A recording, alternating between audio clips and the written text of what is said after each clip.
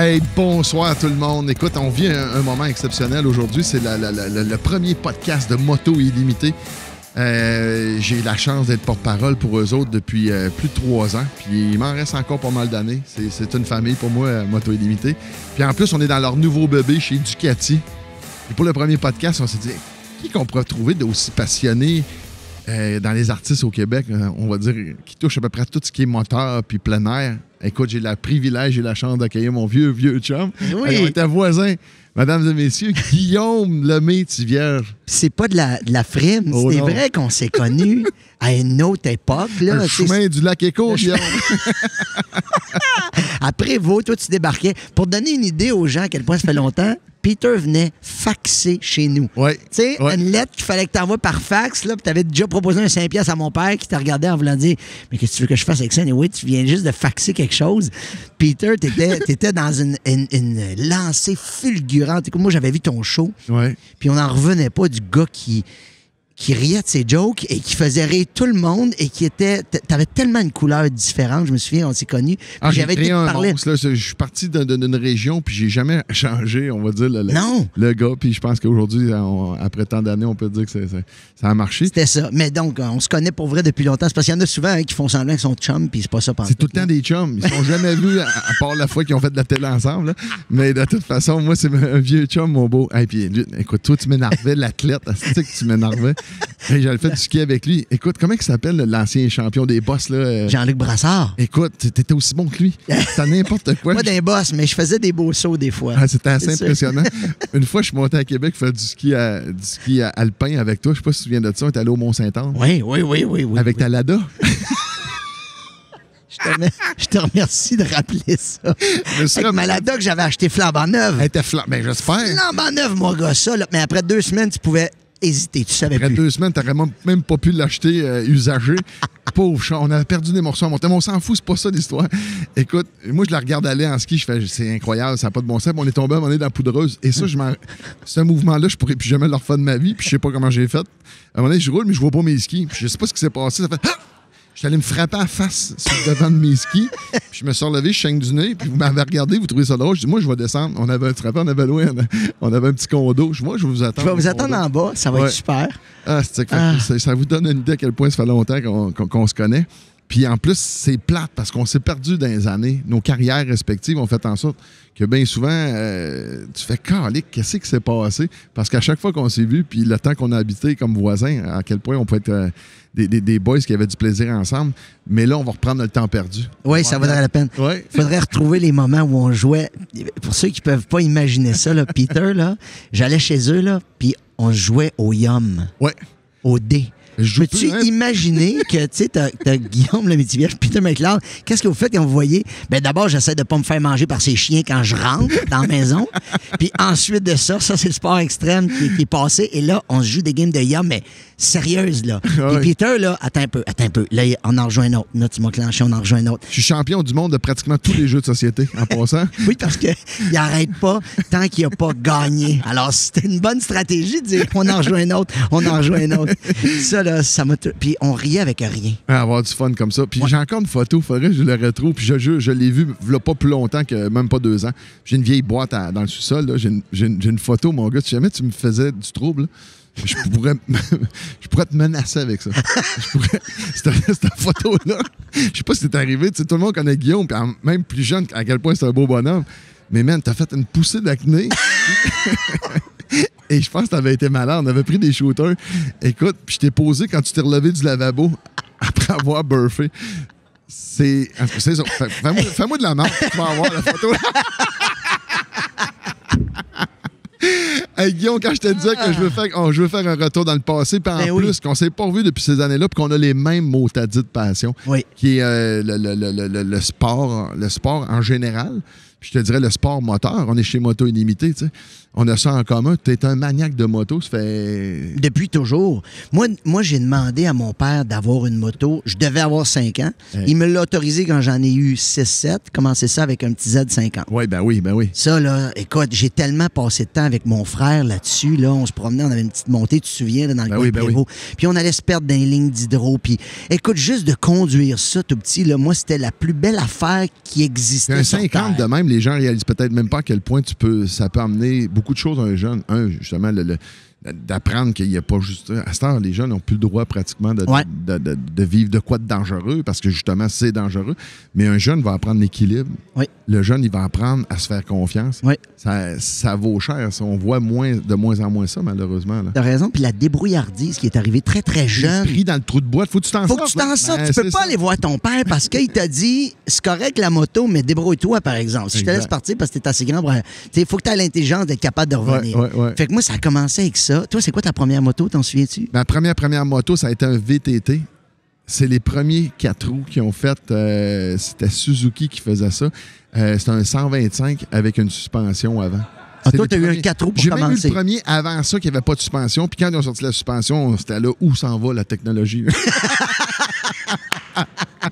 Moi, deuxième moto, c'était un XL. Te souviens-tu de ça? XL, c'était un 2 temps, ça? Un Honda XL 80. Okay. XL80, c'est que tu avais le droit d'aller sur la route parce que tu avais les flashers, parce que tu avais la lumière, puis tout ça. Mais là, c'était à clutch. Ah ben là. Et là... moi, au même moment, dans ces années-là, c'est le RM80.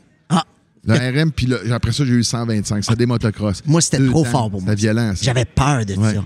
Parce que le petit XL, pour moi, déjà, je savais pas clutcher. Déjà, de l'apprendre, je l'ai appris dans la maison pour commencer. Je partais le bicycle dans la maison quand mes parents n'étaient pas là. Vous autres, vous étiez peace and love au bout. Il n'y avait pas de règlement chez vous. Je trouvais ça tellement cool. Là. C'était vraiment... Moi, mes parents, c'était des hippies au fond. Puis si après, j'avais parti le bicycle dans la maison, il allait pas être content, mais il allait pas être si fâché que ça. Tu comment il allait pas... me piquer une crise. Pas des overreact ben. Non, pas tant que ça. Puis là, je me souviens, il y avait un stand. Il me semble qu'il y avait un stand central. Fait que je le démarrais et là, je me pratiquais à clutcher dans la maison avec la roue qui roule dans le beurre en arrière. Faut pas qu'elle pogne le plancher. Non, effectivement. Puis, une autre histoire de maison de moto. Moi, j'ai acheté mon premier scooter. À l'âge de 13 ans, j'avais pas 14 encore. Quand même. Donc, j'avais pas le droit de le conduire sur la route, c'est 14 ans. Puis j'avais acheté ça à Michel Goyette, tu te souviens? Ben oui. Michel Goyette qui était dans Ouattatata. Ouais. Il me vend ça, je l'ai 6 mois trop tôt. Ben, il était dans ma chambre, puis je me suis fait un calendrier comme les prisonniers, et tous les jours, je barrais une journée. Tu comptais dodo? Je comptais dodo pour... 6 mois, c'est long, là. C'est dur en tabac. J'ai toujours aimé la moto, moi. Puis aussi loin que je me souvienne. Puis, mettons, la première que tu as eu une vraie, mettons, tu dis, là, je peux partir sur la route, je pourrais aller voir les filles, je peux aller voir mes chums. Ben, c'était le scooter. C'était le 50, un Honda 50cc. Là, mieux que moi, j'ai commencé en motoneige. Moi, je peux aller voir mes blondes rien que l'hiver. C'est pas une joke, hein? C'est même pas une joke. À Lac de Rolette, ça? Ben oui, mais ma blonde était à Mégantic. Fait que tu vas par les trails ou non? Oui, pas le choix ben. À moins qu'à un moment donné, il y avait eu des bonnes tempêtes de neige, puis je veux dire, là, je pouvais y aller sans briser trop la motoneige, tu sais, parce que sinon, dans le temps, il en mettait en Christie de la gornotte, je vais te dire, dans le chemin, fait que tu brises toutes les lisses. Tu sais, aujourd'hui, on a des lisses qui affilent à mesure que tu pognes de l'asphalte ou du béton, là. Ah oui, je savais même pas ça. Ben oui, c'est les... En tout cas, je te compterai ça. C'est des snow trackers. Moi, je ne jure que par ça. Ça change toute la conduite de motoneige. OK. Puis dans le temps, c'était vraiment des petites lisses au carbure. Puis écoute, tu pognais 2 roches. Puis ça. C'est fini. Ben oui, alors, tu changeais tes lisses constamment. Il restait à 45. Puis écoute, c'était pareil comme conduire une chaîne de ça, là. Qu'est-ce que tu as eu comme motoneige, toi? Bon, je les ai toutes eues. À partir on a eu beaucoup de bombardiers. Nous autres, quand vous étiez proche de l'usine. À côté de Valcourt, tu sais. Puis mon père a coursé. On a eu les RV. Avant ça, mon père a eu les Olympiques. J'ai une photo de moi. C'est le 100e anniversaire de mon village natal. C'est le fameux centenaire. Puis on fait un livre là-dessus. Et j'étais assis entre les 2 jambes de papa. Sur un Olympique. Puis c'est à la grosse mode, tu sais, le carburateur est en avant. Oui. On sentait le gaz, mon gars. C'était n'importe quoi. Là, on avait tout le gaz sur nous autres. Écoute, mais t'étais proche pour te choquer, par exemple. Et pas choqué. C'est moi qui chauffais quand papa était trop chaud. J'avais acheté, je pense que c'était un un TNT, ça se Ah ben peut-tu? oui, un 340 ou un 440. Un 340. Attention. Je l'ai acheté, mais j'ai donné un dépôt avant de demander à mon père s'il acceptait que j'achète. T'as perdu Et là, le dépôt? Non, il a accepté, mais je me suis fait avoir. Tu sais, une affaire qui marchait pas bien. Le moteur... Même neuf, ça marchait pas tant. Ah oui, hein? Ça brisait Tu me tout le rassures. temps. C'est peut-être Les pas... moteurs neige-là, dans le temps. Tu sais, aujourd'hui, c'est rendu des 4 temps, c'est fiable. C'est comme un moteur de voiture, pratiquement. Là. Tu sais, tu t'entends plus ça, quelqu'un qui fait « Hey, mon Dieu, mon moteur a arrêté. » Non, ça, de c'est moins vrai. en moins. C'est sûr que si tu vas encore dans les 2 temps, c'est une autre histoire, mais des 4 temps, là, Caroline, c'est rare que ça brise en crime. Là. Ça va être plus au niveau des autres pièces mécaniques qui va avoir plus de problèmes. Là. Mais les moteurs sont fiables en salle. Mais dans ce temps-là, c'était incroyable à quel point c'était comme tu te croisais les doigts, tu partais en arrière de chez vous. Le village n'était pas tellement loin, mais tu savais pas si tu allais te rendre. Non, puis c'est ou pour pas. ça. Les gars en arrière, ils pensaient tout le temps que c'était comme une espèce d'appui d'eau, hein, comment t'appelles ça? Oui, pour t'appuyer le dos. Là, Mais c'est des raquettes. Puis moi, j'avais un oncle, c'est notre voisin. On avait un atset entre les deux. Là. Puis ça, écoute, eux autres, ils n'ont pas eu d'enfants. Puis c'était tellement du bon monde, malheureusement, ils n'ont pas pu en avoir. Fait que j'étais comme c'est mon deuxième père, là, tu sais. Et mon oncle Yvon, il nous tapait tellement ses nerfs. Il y avait un fameux TNT 440. Puis lui, il était tout le temps brisé, tu sais.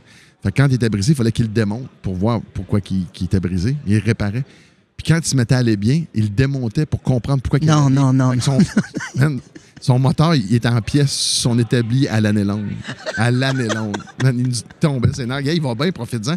Ouais, mais là, je pense que je pourrais peut-être faire quelque chose. Moi, non, tu nous énerves, tout le monde. Moi, il y en a un qui réparait les skidos usagés, puis il m'avait dit, le TNT, oublie ça, je serais pas capable de te l'amener pour qu'il fonctionne bien. Moi, te vendre une citation.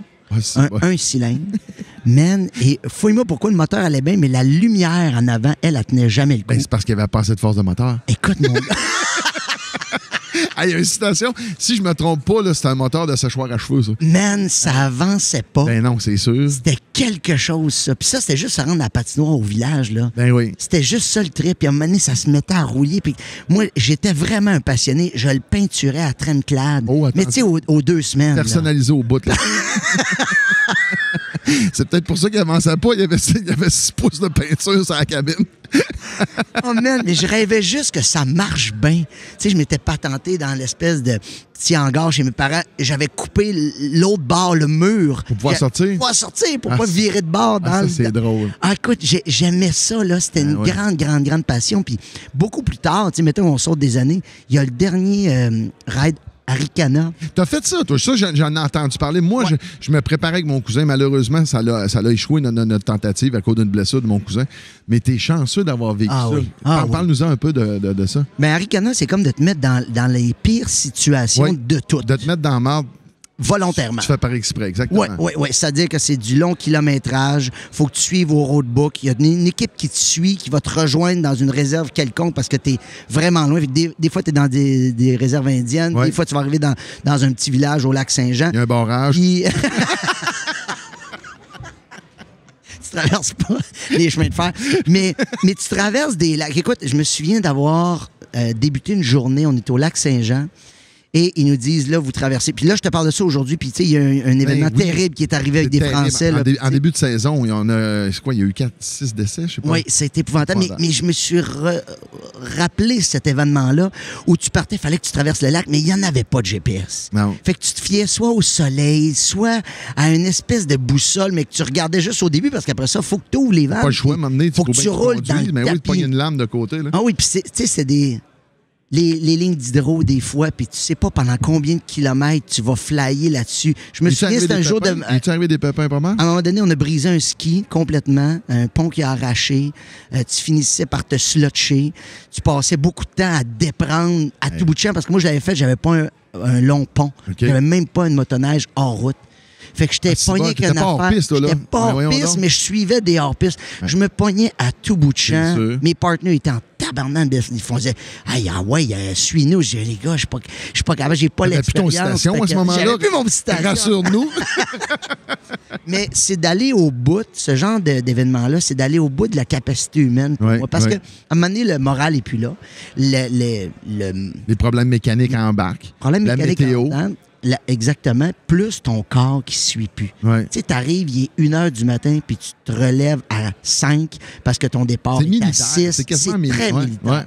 C'est complètement de la folie. Puis les lacs, là, pour ceux qui n'ont jamais fait ça dans leur vie, là, quand tu t'en vas sur un lac et que tout le monde te dit « arrête jamais », faut pas t'arrêter. faut pas t'arrêter, c'est de la slotch en dessous.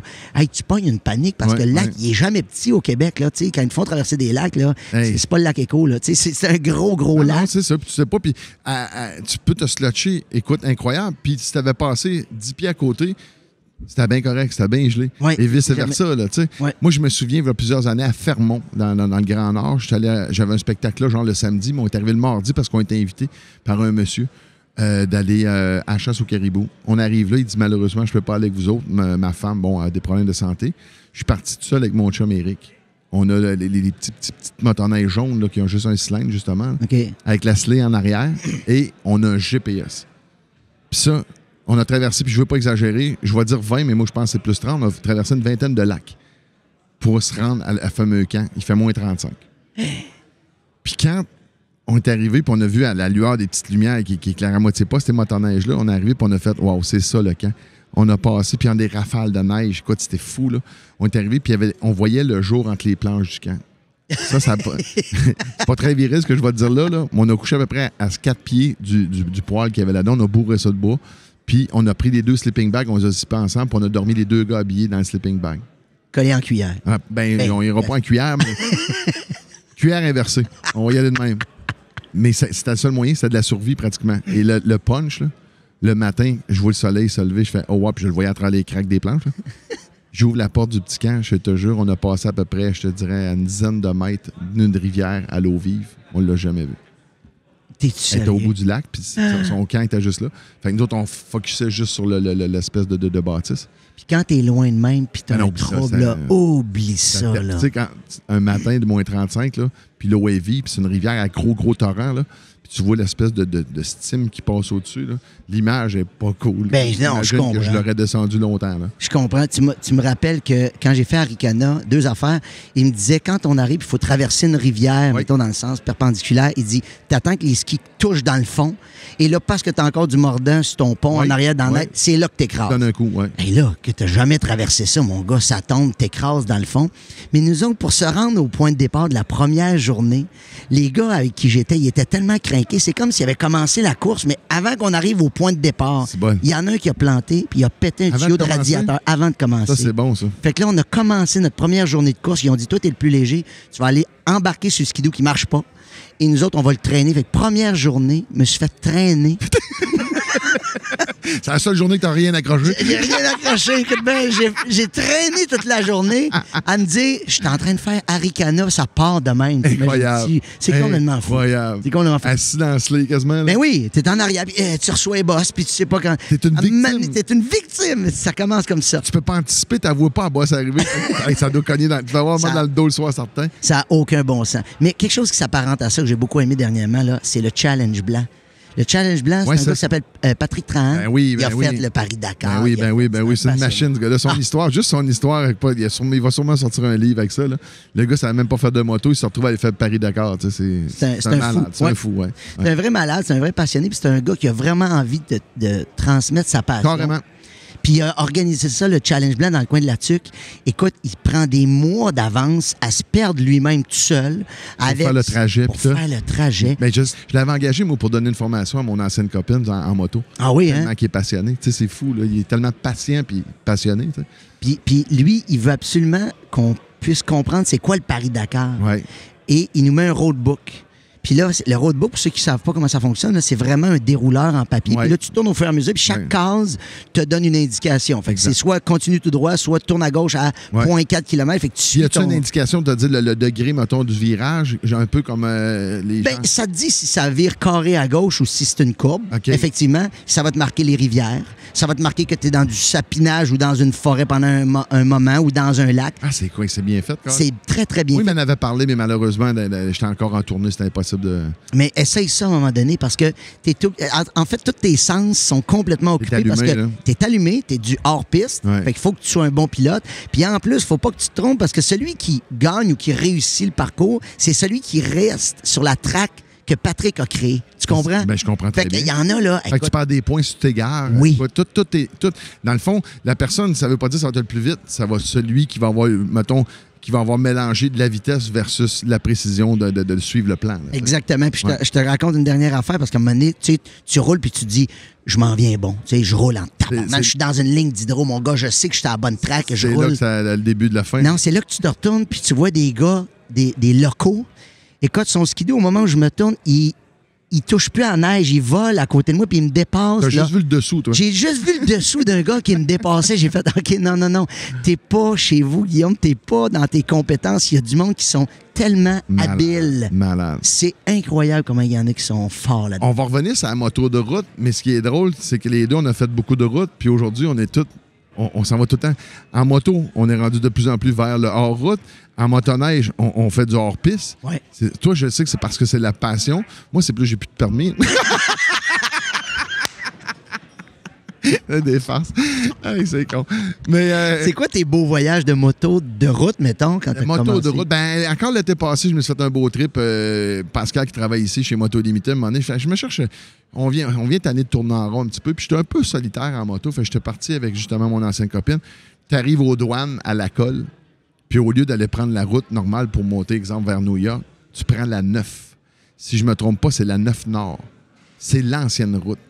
Tu suis les Adirondacks tout le long. Ah, wow. Écoute, ça finit plus, là. C'est juste des petites routes. Écoute, tu t'en vas là-dedans. Puis moi, j'ai une espèce de gros Indian qui est un chief qu'on appelle, là. Écoute, la musique, au fond, les postes américains, toute de la bonne musique. Je suis comme un enfant. Ah, wow. T'as même pas besoin de rouler vite. C'est que les tournants sont tellement tournants puis les routes sont tellement belles. Ce qui est drôle, il y a une pancarte qui dit que la route, tu sais, elle va être maganée, tu sais. Fait que là, tu fais crème, on est prêt. À un moment donné, t'as passé ce bout-là, mais il n'y avait rien. Tu sais, au Québec, ici, on serait mieux de marquer attention, la route va être belle. Ouais, c'est ça.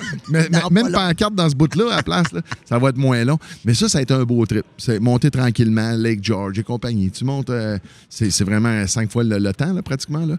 Mais c'est fou. Tu peux arrêter un peu partout. C'est la grosse nature. Et quand tu roules en montant, justement, tu as les Adirondacks qui sont complètement à ta droite. Des fois, tu vois des falaises, tu vois les roches, tu vois les rivières qui traversent. Tu fais, donc c'est vraiment cool. En frais de moto de route, tandis que dans leur route, des genres de comment tu appelles ça, les semi-trails, semi-routes, là, je te dirais, je me suis fait des trips, genre partir de chez nous à Repentigny puis me retrouver au réservoir Gouin. Là. Ah ouais? Oh, oui, en suivant des petites routes? Ben, c'est toutes des petites routes. Hein? Non, je veux bien ce que je veux dire. De Saint-Michel-des-Saints, on s'entend. Oui. Il n'y en a pas de belles routes. Là. C'est vraiment... T'es content d'être monté en moto, premièrement. Oui, c'est sûr. Mais semi-trail, semi-route, c'est ça qui est le fun. Le bout que je vais faire de 40, puis je vais aller pogner exemple, la 35, ça va super bien. Ce qui est drôle, c'est qu'un semi-trail, semi-route, t'arrives, tu vas dire, un KLM, mettons. Oui. T'arrives, ça à 40, tu roules, mettons, 120, 115, 120. T'es dans le tapis pas mal, là. Non. Un KLR? À 120? Un 450, sérieusement, tu peux monter 120. Mais t'arrives, tu sais, mettons, t'es sur l'asphalte, là, tu roules 120, mettons, là, puis t'arrives, tu vires à Saint-Michel-des-Saints, tu tombes sur le chemin de terre, tu peux monter à 160, 170, facile. Pas vrai? Ben oui, facile. Mais tu roules bien plus vite, tu sais, ça garde note, puis ça atteint dans les roches, que ça asphalte sec. C'est ça qui est génial de semi-trail, semi-route. Tu payes ton pack-sac, puis petite collation, puis écoute, une journée de même, tu ne vaut pas passer. Là. C'est fou de pouvoir voir à quel point il y a des chemins, puis il y a des trails partout. Ça te fait partout, ça, toi, des fois, je voudrais partout. toutes les faire. Je voudrais arrêter, puis tout rentrer, tu sais. Hey, là, la cool, il y a une montée. Je voudrais tout aller voir, mais c'est des terrains, le 3/4 du temps privés. Tu veux pas aller. Non, tu veux pas écœurer personne, mais en même temps, j'en reviens pas à quel point il y en a qui ont défriché, mon vieux. Non, là. c'est n'importe quoi. Ça n'a pas de bon sens. Un autre truc que Patrick. Ben, on va revenir sur la moto de route. Moi, mon plus beau trip à vie, je suis parti tout seul quand j'avais 18 ans. J'avais un Suzuki GS 750, full fairing. Ben oui. Mon vert, puis j'ai traversé, que je suis parti de Montréal, traversé directement jusqu'à Los Angeles. Okay, Donc, Californie? Ouais, fait que j'ai passé, moi, la plus belle route que j'ai faite de toute ma vie, c'est entre Denver puis Las Vegas. C'est-tu 66, non? En fait, c'est pas la 66, mais c'est que ça me fait penser à un boulevard métropolitain quand il est surélevé, là, tu sais. OK. Et c'est deux boulevards métropolitains qui se croisent sans arrêt et ça rentre à mener dans une montagne. Pas de trafic en descendant. Ah, wow. C'était hallucinant. Fait que tu t'es rendu... Je me suis rendu jusqu'à Los Angeles, puis de Los Angeles, je suis remonté. Donc, la 1, tout le long, tu es au bord de l'océan. Ben oui. Tu remontes jusqu'à Vancouver, puis là, rendu à Vancouver, écoute, c'est les montagnes, c'est les rocheuses. T'as-tu fait au Canagan Valley et tout ça? J'ai tout fait ça. T'allais me promener... C'est absolument magnifique. Oh, ça. wow. Mais j'ai traversé le Canada pour revenir tout seul. Je vais te dire, une fois avoir traversé les Rocheuses, là, en partant de Vancouver, et que tu t'attaques aux Prairies et à l'Ontario, là, tu pognes un petit down. C'est sûr. C'est long, là. 18 ans, t'es parti un beau road trip de même. Ma question, pourquoi t'es revenu, Guillaume?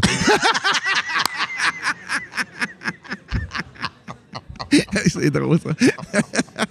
Tu sais, quand on était plus jeunes, tu te souviens, après vous, comme partout, tu viens pour arriver à la maison, t'appelles avant, t'as besoin de quelque chose au dépanneur. Oui. Moi, j'avais fait ça à mes parents, tu sais. Il n'y avait pas une nouvelle de moi de la journée. Je leur disais, je reviens demain ou après. En tout cas, puis là, je t'ai arrêté en bas, j'avais appelé du dépanneur. Je dis, avez-vous besoin de quelque chose au dépanneur? Je reviens, tu sais. Ma mère, écoute, elle me suivait dans le temps. Il n'y avait pas de. Ben, il n'y avait pas rien, tu sais. Il y avait juste les cartes. Fait que là, elle me disait, t'es rendu où? Puis là, elle dessinait la carte où je t'ai rendu. Elle a fait ton trail. Oui, elle a fait ma trail. Mais le fait d'être tout seul, c'est que tu es laissé avec toi-même. Les odeurs, tout, tu vis un autre univers complètement. Ouais, puis ma plus grande peur, c'est qu'à un moment donné, j'ai oublié mon bouchon d'essence en gazant. Puis je m'en rends compte juste 500 km plus loin. Fait que je me dis, qu'est-ce que je fais? Je vais mettre un sac de plastique étanche. Un grand connaisseur. Oui. Puis là, au milieu du désert, la moto arrête, évidemment, et puis de vente. Là, je me dis, l'aventure commence maintenant. C'est là. Et là, je débarque mes sacoches, puis je commence à faire du pouce. Jusqu'à temps que je me dise, et si c'était le sac de plastique le problème? Man, j'ai fini la ride avec ma main en dessous de mon tank bag à lever l'air pour être sûr qu'il y a de l'air qui rentre. Ben oui. Plus de bouchon, plus rien. J'ai eu la chienne de ma vie. Il t'arrive tout là, quand t'es tout seul, puis tu peux pas compter sur personne. J'ai un truc vite de même. Si t'avais pogné une quenouille, ta coupe, ça fait comme une paille. tu rentres une guenille puis un Scott Towel. Mais c'est facile à dire à 50 ans, à 18, peut-être pas. Là. 20 ans plus tard, c'est un bon truc, ça. C'est quoi tes autres beaux trips de moto que t'as fait, toi? Trip de moto. Je te dirais que j'étais assez... dans mes années là, de racer, tu m'as connu, j'avais des motos sport. Toi, t'étais un crinqué. Ouais, c'est ça. C'était plus... C'est pas des promenades te dire « Wow, je suis parti de point A à point B ». C'était plus... j'étais fier de m'être rendu à 10 km plus loin parce qu'on malheureusement, on a, à un moment donné, j'étais sur du temps emprunté. Là. J'étais un petit peu... Ah oui, tu l'as senti comme ça? Ah ben oui.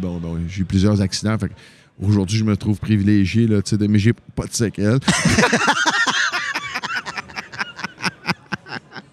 T'as jamais fait de la track? T'as jamais eu le goût de faire de la course? J'avais coursé un peu. J'ai fait de l'accélération. J'ai fait de la course un peu en rond. Puis j'ai été pas dans... Je me suis pas rendu professionnel, mais j'ai été longtemps pilote d'essai. J'étais même pilote d'essai pour des motoneiges aussi. Ah oui? Ouais. Ça consistait à quoi? Ben, il arrivait à une compagnie X avec des motoneiges, ça n'importe quoi, avec des petits mini-blocs. C'était des 2 cylindres. Ce que ça pouvait développer comme horsepower, tu peux pas... J'ai déjà vu une fois, me semble que c'est un Black Magic, une motoneige, le moteur qu'il avait mis dedans. La motoneige, c'était une Arctic 4. Il avait pris une Mountain 4, il avait tout déshabillé au complet. Il avait mis un Black Magic monté comme ça se peut pas. Puis je faisais 0-400 pieds. Écoute, je veux pas exagérer, là, mais c'est genre quelques secondes, là, c'était... Mais voyons donc. Oh oui, c'était n'importe quoi. Et t'essayais ça où... C'était sur le fleuve Saint-Laurent. Ils faisaient une piste au complet. Non, ils ont du budget, ces compagnies-là. Ah oui? C'était fermé. Il n'y avait pas d'étiquette sur les portes, rien. Ils arrivaient là, ils débarquent ça. Puis écoute, des fois, là, il pouvait y avoir 3 techniciens avec des espèces de machines branchées sur la motoneige pour regarder tout calibrer. Après ça, ils me pesaient. Il fallait qu'ils me pèsent. Hein? Oui, pour essayer d'ajuster la machine parce qu'il ne faut pas que ça te lève dans la figure pour aller chez le maximum le maximum de vitesse. Il faut que ça lève, mais à peu près juste de 3-4 pouces. Les skis levaient à peine. Là. Ben voyons donc, c'est bien capoté. Alors, c'est plus des souvenirs plus de vitesse, mais des trips de motoneige, ça, j'en ai beaucoup plus, ça, des belles rides, là, aller faire la Gaspésie. Oui. Moi, quand j'étais jeune, je viens de Lac-Drolet, c'était à côté de Lac-Mégantic. On partait, puis à un moment donné, je me souviens, sans m'en rendre compte, je trouvais vraiment que les sentiers étaient belles, jusqu'à temps que je voyais comme 4-5 motoneiges me courir après. Je fais, c'est des malades, ça. Fait que ils veulent courser, on va courser. Ça a duré même peut-être 2 heures, là. Puis, à un moment donné, je me suis arrêté sur le bord pour relaxer. Tu viens tout trempe, tu sais, quand tu roules vite. Oui. C'était à la police américaine. Non. Ben oui, j'étais rendu aux États-Unis, je savais pas du tout. T'es-tu sérieux? Oui, on était collés à travers les terres de M. Clich, qu'on appelait à Lac-Mégantic. J'étais rendu aux États-Unis. J'étais dans le Maine. Moi, je pensais que des gars voulaient courser, mais eux autres voulaient me tirer. La vie en plus, avec les Américains, il ne faut pas que tu niaises. Quand tu es sur leur territoire, là. Ils sont tellement rough. Et quand ils ont appelé, moi, mon père est anglophone, quand ils ont appelé puis ils ont réussi à rejoindre mon père, il est convaincu que c'est un de ses amis anglophones qui fait une joke. Ah, mon Dieu, tout pour t'aider. Oui, ça m'a pas aidé sur le coup. Là. Puis à un moment donné, ils m'ont passé le téléphone. Puis là, j'ai dit, Dad, c'est not a gag. C'est sérieux. Là. Je suis pogné dans telle ville au Maine. Qu'est-ce que tu faisais là? Je suis parti en motoneige, puis ça allait bien. Fait que là, c'est là. Puis mon père, il nous a rejoints à la douane, mais ils ont été super corrects après ça avec moi. Ils ont bien vu. Écoute, j'étais pas menaçant, j'avais comme 13 ans. Ouais, OK. 13 ans, là, non, j'étais pas vieux. J'étais vraiment pas vieux. Je sais même pas, j'avais le droit de... On a-tu droit à 13 ans, tu vois? 13 ans, non, pas du tout. Pas tant que ça. Ben, tu sais, ça faisait longtemps que je chauffais la voiture. Là, ah oui, hein? J'ai suivi mon permis de conduire avec le Pontiac 6000 à ma mère. T'es sérieux? Ben voyons donc. Non, mais c'est pas la même réalité. Je le sais que t'as raison. C'est pas pareil. Tu sais, comme moi, de 9 ans à 18 ans, je trappais. Tu sais, moi, à 9 ans, là, j'arrivais à mes pièges, puis c'était des pièges à pattes, puis je pognais des ours. Puis... À 9 ans? Ben oui. Puis aujourd'hui, tu sais, je veux dire, j'ai fréquenté une fille pendant plusieurs années, tu sais, elle avait une petite fille, j'étais un beau papa, puis tu sais, à un moment donné, elle était rendue à 11 ans, puis elle m'a dit, je vais au dépanneur avec mon vélo. Écoute, sa mère était découragée, là. Ah oui, à ce moment-là. C'est pas. Puis je trouve qu'elle était bien moins pire que bien des gens qu'on a vus. Là. On essaie de les surprotéger, les enfants. Je te dis pas là, que moi, mon enfant, à 9 ans, partirait attraper l'ours, que je ferais comme hey, ben bonne journée. Parce que moi, j'ai évolué dans tout ça. Mais c'est vrai qu'on a peur pour la suite des choses. Moi, je tiens à ce que moi, j'ai 2 garçons. Ben, j'ai 4 enfants, mais tu vois, ma fille a commencé à faire de la moto. Puis je trouvais ça important. Des annonces aussi? Des annonces. Tu l'as vu? Ben oui, j'étais content. Es-tu belle puce? Ah oui, ma petite cocotte. Puis je trouvais ça important. Moi, elle veut faire son permis de moto cette année. Ah, c'est dur pour un papa, mais les filles sont moins folles un petit peu que les gars, d'après moi. Moi, puis même, je pense que n'importe quel gars me le dirait. Il y a des filles, on dit hey, je suis capable d'être casse-cou. Oui, mais de nature, on dirait que les filles, je sais pas, il y a quelque chose. Moi, mes chums de filles qui conduisent des motos sont vraiment bonnes. Puis sont capables de rouler vite s'ils veulent, mais on dirait qu'ils ont l'espèce, tu sais, nous autres... On appelle ça du jugement, je pense. Le jugement, mais nous autres, on a un problème. C'est le côté des hormones. On veut tout le temps. Je le sais. On veut tout le temps, tu sais... J'ai eu tellement de voitures sport, puis c'est pas que je tripais à aller si vite que ça, c'était de me pogner à les lumières. C'est quétaine. C'est vrai, mais on a besoin de... Moi, je me considère comme un calme dans la vie. Puis c'est sûr qu'ils se retrouvent un à côté de l'autre, en motoneige, en moto. Ça va décoller. Ça va être plus fort que moi, surtout si c'est une course. Ben oui. Fait que pour ça, il faut que tu trouves une façon d'être collaborateur, coéquipier. De gérer la testostérone, là, ouais, mais je veux que ma fille, je veux que mes enfants apprennent à piloter une moto. Je trouve que c'est tellement un beau cadeau à donner aux enfants. Il y a moyen de le montrer sans leur inculquer des peurs, de le montrer de la bonne façon. Oui. Puis moi, je savais conduire donc parce que j'ai commencé très jeune, comme je t'ai dit, mais quand ça a été le temps de prendre mon cours de moto, j'ai suivi mon cours de moto, puis ça fait partie des très, très, très belles expériences de ma vie. Oui. Un, d'avoir eu le droit d'échapper à un bicycle sans me faire chicaner, parce qu'au début, quand on a le droit, on a payé pour. Ben oui. C'est vrai. Ben oui. Le gars, il dit, tu l'échappes, c'est pas grave. Puis là, tu contournes les comptes, puis il dit, va essayer de frotter les pédales, puis t'es dans un centre commercial ou t'es dans un circuit fermé. Oui, c'est ça. Après, moi, j'ai trouvé ça génial, mon cours de moto. C'est stressant parce que t'es tout le temps observé. Fait que t'apprends à avoir une pression en conduisant, veux pas. Le Christy de compte, faut que tu l'évites, puis t'as pas d'expérience. Fait que veux pas. Un moment donné, après ça, quand t'arrives sur la route, on dirait que c'est plus stressant. Là. Ouais. T'es pas tout le temps en train de contourner des cônes sur la route, puis c'est con, mais à un moment donné, la meilleure expérience, c'est de partir puis d'y aller. Ouais. C'est d'en faire. Ouais. Puis il n'y aura jamais d'autres secrets. Je repense quand j'ai eu mon permis, puis je suis parti sur la route. Puis tu repenses à la saison d'après, tu fais, hey, l'année passée, je partais à Tabarouette, puis j'arrivais d'un tournant, puis les yeux qui se mettent à regarder le côté de la ligne, il ne faut jamais que tu fasses ça. Il faut que tu regardes loin. Puis, je veux dire, toutes ces choses-là, quand même que je te dirais, toute la théorie du monde, c'est en apprenant à conduire. Ouais. On a une autre passion aussi en commun, les deux, on est pilotes. Oui. Quand tu as appris à amérir... c'est fou, ça, arriver sur un lac, mon vieux. Tu as sûrement pris ta licence aussi sur roue au début. Oui, sur roue. Sur roue, on peut regarder en bas, c'est pas grave. Sur flotte, tu peux pas. Puis moi, on me le disait, il faut jamais que tu regardes en bas sur flotte. Il faut que tu regardes loin en avant. Puis fie-toi au décor qu'il y a sur les côtés, mais regarde pas en bas. Je l'ai fait une fois parce que dans ma tête, je t'ai rendu bon. Je t'ai rendu vraiment hot. Je t'ai rendu peut-être à 50 heures, ma jeune. Et j'ai regardé en bas et j'ai frappé. Pas vrai? J'ai cogné l'eau. Une chance, mon assiette, l'angle de l'avion était bien placé. Ça fait paf. Écoute, j'ai rebondi, puis je l'ai réussi à la ramener. J'ai bien améri, là. Mais j'ai fait, OK, plus jamais. Mais c'est un exemple. Quand tu parlais de tes enfants, il y a des choses qu'on n'a pas le choix. Il faut probablement les laisser aller, puis ils vont vivre leur expérience. Mais en même temps, s'ils ont eu une bonne base, puis déjà là, s'ils n'ont pas peur, quelqu'un qui n'a pas peur, mais qui est intelligent, va devenir un bon conducteur. Absolument, absolument. Sans être cœur, sans avoir peur, être un peu craintif ou juste, comme tu dis, avoir le jugement de te dire, écoute, si je plante, je peux me faire très, très mal. Ça peut bien gros ralentir ma saison. C'est souvent comme ça, moi, je vais leur ramener ça. T'as déjà fait mal?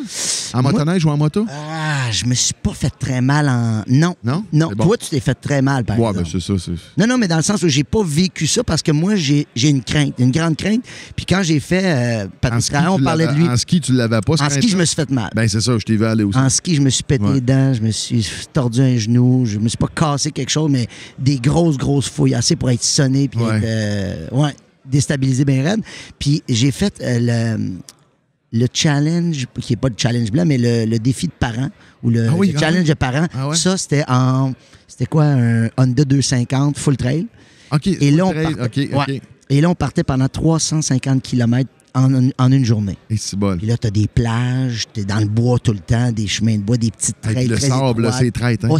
C'est tellement traître, le sable, avec un motocross. T'es sûr que...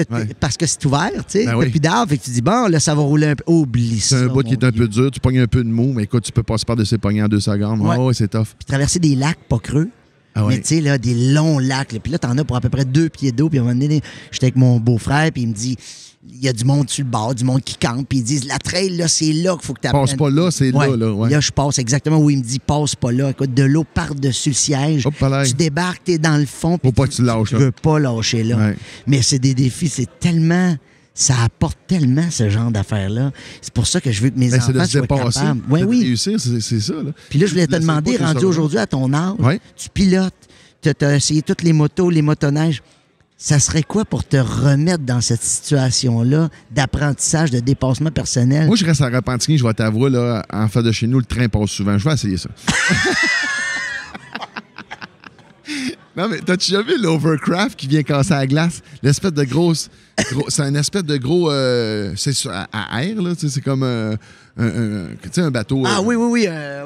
C'est immense. Il y a comme des espèces de ventilateurs d'avion en arrière de ça. Ça, là... Un aéroglisseur. C'est un aéroglisseur, mais écoute, c'est gros comme la maison, là. Ça, là, ils viennent casser la glace à chaque année chez nous, là. Puis, il faut pas que tu me donnes ça. Là. Ah oui, ça, tu es prêt là-dessus? Je t'appelle, mon gars, puis on décolle, je te jure. Un aéroglisseur. Mais c'est un immense. Je te le dis, c'est grand comme pratiquement la pièce ici, là.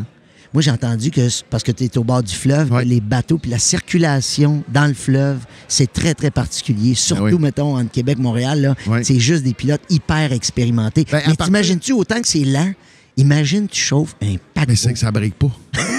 J'en parle dans la dernière tournée que j'ai faite. Je dis, tu sais, souvent, ils disent de ne pas prendre d'alcool en bateau, tu sais, en ponton, foute-moi à paix, tu sais. Mais tu sais, si c'est ton métier, tu chauffes un paquebot, 500 pieds à faire, tu veux parquer ça dans le vieux port, tu peux faire du dommage. Mettons que tu es sur la brosse un peu. Tu peux fucker de quoi, là, à un moment donné, là. Mais c'est vrai. Mais quand tu dis le bateau, là, c'est à partir, je pense, de Québec, dans ce coin-là, même avant Québec, c'est des pilotes québécois qui deviennent capitaines. Puis quand tu pars du pont de Québec en montant, on va dire vers la Gaspésie, quand ils disent attention aux petites embarcations, quand tu écoutes la radio avec les codes moforts, c'est quoi une petite embarcation? Non. C'est 100 pieds et moins. Ben, fait que toi, tu t'achètes un Carver, mettons, tu as payé 50 pieds, tu as payé 600 000.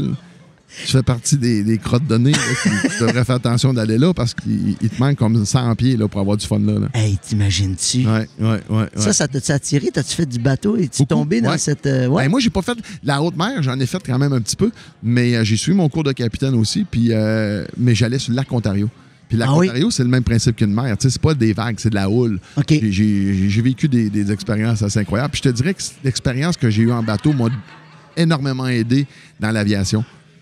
Ah oui, hein? Ben, c'est proche. Il paraît que c'est proche. Le langage se ressemble, mais d'apprendre à se servir des vents au lieu de te battre avec. T'sais. OK, ouais. Tu sais, un avion, tu sais c'est quoi sur flotte quand tu veux te revirer puis que ça veut pas, là? Ouais. Ben, c'est ça, mais en bateau, c'était ça. Tu t'en sers du vent et non te battre avec. T'sais. Ouais. Quand j'arrive, moi, ben, parce que c'est bien beau une fois que t'es à la mairie avec un avion, là, mais là, il faut que tu t'en ailles au quai chez le monsieur mettre de l'essence, puis là, t'as des vents rabattants, puis t'as des vents de tous les bords.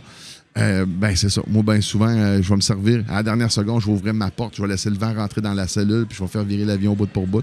Je fais ça souvent, mais ça, c'est l'expérience du bateau qui m'a amené ça. Là. Ah, je comprends. Ouais. C'est beaucoup de trop pour se déplacer, hein? Surtout pour la pêche. Hey, moi, j'ai pris ma licence. J'avais peur de ça pour mourir, mais j'aime tellement la pêche. Puis d'aller dans des coins autour, mettons, à 2-3 heures autour de Montréal. Tu pognes jamais un Christy de poisson dans ta journée. Je fais tout l'année, là. Fait que t'avais le goût d'aller. C'est pour ça, toi. Je vais aller où ce qui est fond. Ouais. Mais moi, mon territoire, c'est baie d'Ungava, baie d'Hudson, la baie James. Je me suis rendu aussi dans les terres de Baffin, mais ça, c'est là, ma vie prend un sens là, quand je suis en congé. Ah oui, pourquoi? Ouais. Qu'est-ce qui se passe quand tu arrives dans ces On vit tellement dans un monde où on est sollicité, Ouais. écoute, avec des horaires. Des fois, je peux te dire 2 ans d'avance ce que je vais faire à telle heure la même journée dans 2 ans. Puis ça va très rapidement. Ça va vite. La vie, elle va vite. On dirait que je réussis à ralentir le temps quand je vais là. Puis des fois, tu reviens là, au bout de 10 jours, tu n'as pas parlé à personne, tu n'as pas vu personne. Moi, ça me fait du bien. C'est déjà arrivé, là, moi, je pars tout seul avec mon chien Happy, là, mon border collie. Là. Ah oui, hein? Mon copilote, il était hallucinant. Puis, c'est m'est déjà arrivé de revenir puis d'avoir de la misère à conduire mon camion. Tellement qu'on dirait que, tu sais, ton avion devient ta voiture. Tu te réveilles le matin, bon, OK, je vais mettre de l'essence, OK, parfait. Fait que toute la journée, moi, souvent, dans mes journées, je me prends 50% des waypoints, on va dire des longitudes, latitudes que j'ai déjà, des coins que je sais que c'est bon pour la pêche. Ouais. Puis l'autre 50%, j'explore. Je veux trouver des nouvelles places que je vais pouvoir garder dans mon GPS pour dire, hey, ça, cette place-là, il y a un potentiel. Puis la peur t'envahit-tu des fois? Ben, c'est sûr que je suis très différent que j'étais en moto. Je suis très différent que j'étais en motoneige quand je conduis un avion. Dans le sens que j'irai pas... Je pousserai Mère Nature. S'il y en a une femme sur Terre que je sais que j'aurais jamais le dessus, là. Jamais, c'est Mère Nature, tu sais. Puis à date, je peux dire qu'il y a même toutes les filles que j'ai connues. J'ai jamais eu le dessus. Jamais. Non, mais on fait des farces, mais Mère Nature, il faut respecter ça incroyablement parce que c'est. Surtout dans le Grand Nord, tu peux dire, hey, j'ai déjà vécu ça, moi, la même journée, là, me lever le matin, puis il pleut comme ça se peut pas. 1h30 après, je suis sur le bord d'une rivière, je suis en bobette, je pêche en mouche. C'est le plus beau jour de ma vie, comment il fait soleil, tellement que c'est chaud. Puis arriver le soir, puis je vais redécoller, puis enlever 6 à 7 pouces de neige sur mon ciel. Ouais. Dans la même journée au mois d'août. Ouais. Ben voyons. Dans le fin fond, là j'étais loin, j'étais rendu dans les terres de Baffin. Puis ça te fait-tu prendre conscience à quel point c'est un territoire vaste et grandiose où est-ce qu'on est? Parce que, tu sais, ici, on occupe une toute petite partie du Québec. C'est énorme. Ça me fait de la peine, moi, de voir... Puis en même temps, je veux que ça reste comme ça, sauvage. Mais tu sais, je vois beaucoup de gens qui connaissent toute la République, qui connaissent le Mexique, puis Cuba. Tant qu'à moi, c'est à la même place. C'est juste des crosses, ces agences. On dirait que c'est tout pareil, man. Ils changent le staff. C'est vrai que tu peux pas savoir. Tu peux pas savoir. Quelque part, là, s'il n'y a pas de... Hein, oui, ils ont rien qu'à faire 2-3 ronds, puis 30 d'un aéroport. Hein, Cuba, hey, salut, c'est à Cuba. Mais moi, je suis certain que c'est toute la même place. Mais tout ça pour dire, les gens connaissent énormément de places. Ils connaissent aussi, il y en a qui ont eu la chance de connaître l'Europe, puis bon. Mais crime. Juste la province de Québec, le territoire, à quel point que c'est beau. Puis tu sais, quand tu arrives après le Mistassini, là, tu connais le réservoir Mistassini, oui, ça je sais. En haut du lac Saint-Jean, à partir de là. C'est là que tu considères que là, ça devient, ce n'est que de l'eau. Tu aurais une panne moteur à 50 pieds sol, puis tu aurais une place pour amérer. Ah oui, à ce point-là. Ce n'est que de l'eau. Puis c'est fou parce qu'à partir de là, c'est l'immense. Tu n'as plus de grosses montagnes, tu n'as plus rien. Alors, c'est comme si tu étais sur le... Tu sais, quand on voit une photo du globe terrestre, là, on dirait tout le temps que tu roules sur le globe terrestre, puis tu n'as jamais... Tu sais, au loin, c'est toujours pareil, c'est le même. C'est bizarre. Tu croirais ça à la Lune jusqu'à un certain point. Ah ouais. Ouais. Puis est-ce que tu as besoin... Puis sens-tu que tu vas faire ça toute ta vie, aller dans ces coins-là? Oh oui. Puis ça te fait pas... peur. Il va toujours avoir des peurs. Tu sais c'est quoi, là? Oui, mais non, mais en fait, je voulais savoir, c'est quoi la préparation? Quand tu dis, OK, je pars, je vais faire combien d'heures d'avion, mettons, pour te rendre... ma préparation. D'un voyage à l'autre, c'est ça. Ça va être de dire, bon, mais regarde, je sais pas. Là, des fois, je veux me rendre à telle place, mais j'ai 7-8 jours à moi. Alors, je vais tout le temps commencer un petit peu plus près, tranquillement. Puis là, je sais où. Puis il faut que je choisisse ma destination par les places que j'ai laissées de l'essence. Là. Ah oui, OK. J'ai des barils de cachés un peu partout, tu sais. Ah, fait que tu t'en vas récupérer ton essence que tu as déjà caché. S'ils ont plus que tant de temps, ils seront plus bons. Fait que d'habitude, c'est bon à peu près plus ou moins 2 ans. Là. OK. Fait que j'essaie de jamais dépasser ça. Là. Fait que c'est ça. C'est comme un... T'es un aventurier, toi, de tout. C'est incroyable. Un MacGyver jobber. Non, mais c'est parce que tu le fais. Tu sais, moi, je le fais d'une façon très locale. J'essaie plein d'affaires. Tu parlais de ski tantôt, puis on a parlé de moto, puis... Mais toi, tu t'en vas dans les grands territoires éloignés. Puis ça, pour moi, c'est un aventurier. T'as des congés cet été, là, go, mon chum. Mais je serais curieux, ne serait-ce que pour découvrir ce territoire-là qui est exceptionnel. C'est un moment, écoute, c'est privilégié, je te le dis. Là. d'arriver là-bas.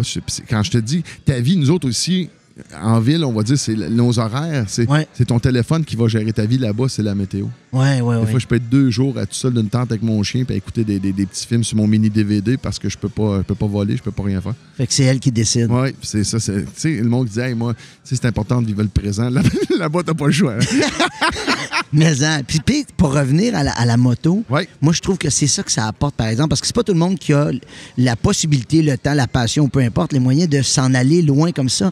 Mais je trouve qu'au Québec, avec la moto, que ce soit de la motoroute, en route, la motoneige, ça t'amène T'es pas obligé rapidement. d'avoir une moto à 25 000. Tu sais, une moto aujourd'hui, tu es capable d'avoir une moto à 2 3 000, 4 000 puis tu peux avoir une moto usagée. Ben oui. Au moins pour t'initier et dire ça vaut la peine que j'investisse plus. Ouais. Puis je veux dire, c'est accessible. T'sais. Puis moi, c'est pour ça que souvent les gens, il y a des clans. Hein.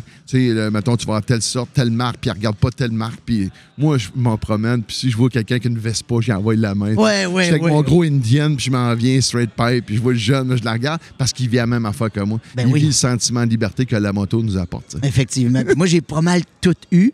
J'ai moins été dans le Harley, par exemple, mais tu sais, custom, sport, semi-route, semi-trail. Puis aujourd'hui, j'ai un scooter, un Majesty. Hey, là, tu 400. restes au centre-ville, toi. Oui, mais c'est quoi? Quand je passe ces petites routes de campagne, j'ai l'impression d'être assis dans un lazy boy. Ben oui, carrément. Écoute, là, j'ai les pieds complètement allongés. Puis quand je croise quelqu'un Avec qui des m'envoie crocs. pas à main, T'as je pas me des dis, crocs dans les pieds, là, c'est pas grave? pas encore, mais ça pourrait venir parce que Ouais. je trouve que le bonheur dans tout ça, c'est justement d'avoir assez goûté à tout pour être capable d'apprécier, peu importe Exact. ce que tu prends comme objet qui t'amène dans un autre monde. Parce qu'une route en moto et une route en voiture, c'est 2 mondes complets. Les 2 planètes, puis on va dire, moi, j'ai un convertible, il y a un windshield en face. Là, c'est tes dents qui ramassent les mouches, puis c'est ça qui est le fun. Ouais, puis même si c'est dangereux, là, les beaux trips, là, aux États-Unis, se promener pas de casque. Ben oui. Je sais que c'est dangereux, je sais, j'ai pas envie de promouvoir ça, mais il y a quelque chose de t'es Superman à ce moment-là. Puis on dirait que tu regardes bien plus. Là, Oui. tu checkes en tabarouette. Mais par exemple, aux États-Unis, la différence, c'est que il faut pas qu'ils te pognent pas de lunettes de soleil. Si t'as pas de lunettes, tu pognes un ticket. Ça, c'est drôle en ça. Tu sais, c'est comme ici, ça prend le casque, mais là-bas, c'est tes lunettes. Oui, c'est vrai, hein, ils veulent pas que t'aies un ton dans l'œil. Ouais, c'est ça. Hey, mon chum, ça a donc bien été le fun, ça. Ça passe tellement vite avec toi. T'as mis la barre haute. C'est le premier podcast de Moto Illimité en direct de chez Ducati, le nouveau bébé de Moto Illimité. Oui. Ça, c'est écoute, c'est les voitures, on pourrait dire, Les voitures de luxe. C'est la gros luxe de la moto, mais en même temps, je veux dire, on parlait de clan tantôt, c'est quasiment un clan, les gens qui trippent sur Ducati. Écoute, tu le vois dans les yeux, c'est une philosophie de vie. Encore, vous passerez voir ça, c'est ici, c'est au 7100 Métropolitain S. Puis Moto Illimité, ben tous les chemins mènent à Moto Illimité. Effectivement, si tu te perds, tu vas arriver chez Moto Illimité. Je trouve que j'ai bien fait ça pour un gars qui avait oublié l'adresse. Hein? C'était à Terrebonne. Merci, Guillaume. T'as mis à barre haute. Merci, T'as mis Peter. à barre Un haute, grand mon- plaisir de te revoir.